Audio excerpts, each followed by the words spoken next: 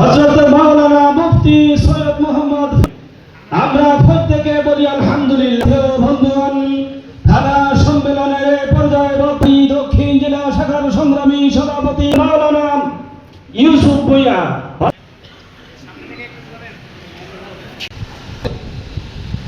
কিন্তু ভারতের সংখ্যাগরিষ্ঠ মানুষ আবারও মুসলমানদের সঙ্গে বৈষম্য। আমিও একটা দেশ আমরা পেয়েছিলাম 1947 সনে। আমরা যে পাকিস্তান পেয়েছিলাম, সেই পাকিস্তানের পিছনে ভূমিকা ছিল কাদের? কথা বলেন না কেন একসাথে? আন্দোলন কারা করেছিল? মুসলমান, অন্য কেউ না। দাবিও মুসলমানদের, আন্দোলন মুসলমানদের, ভূখণ্ড মুসলমানদের।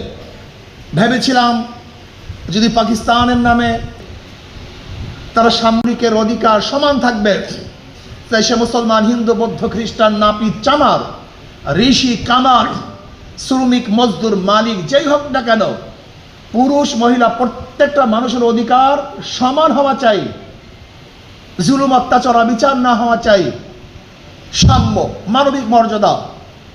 সে যেই হোক না কেন, সে ডিসি হোক, এসপি হোক, আর ওই অফিসের পিয়ন হোক না কেন, সে নাপিত হোক না কেন, চামার হোক না কেন, সৈয়দ, চৌধুরী, সে যত বংশীয় হোক না কেন। এবং ইসলামী আন্দোলন বাংলাদেশ নোয়াখালী সদর থানা শাখা কর্তৃক আয়োজিত আজকে ইসলাম প্রিয় দেশপ্রেমিক ভাইয়েরা আমার, শুধু দল নেতা ভূখণ্ড পরিবর্তনের মাধ্যমে দেশের শান্তি আসতে পারে না যতক্ষণ পর্যন্ত নীতি আদর্শের পরিবর্তন না হবে। এ দেশ বারবার পরিবর্তন হয়েছে।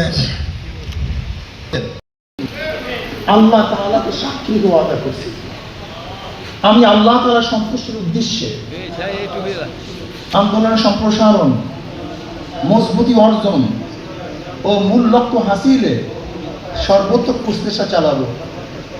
আন্দোলন নীতিমালা, নিয়ম শৃঙ্খলা যথাযথভাবে মেনে চলবো। আমার উপর অর্পিত দায়িত্ব আমানত যথাযথভাবে পালন করব। আল্লাহ তাআলা আমাকে ওয়াদা পালন করার তৌফিক দান করুন। আমিন। আল্লাহুম্মা আমিন। রব্বানা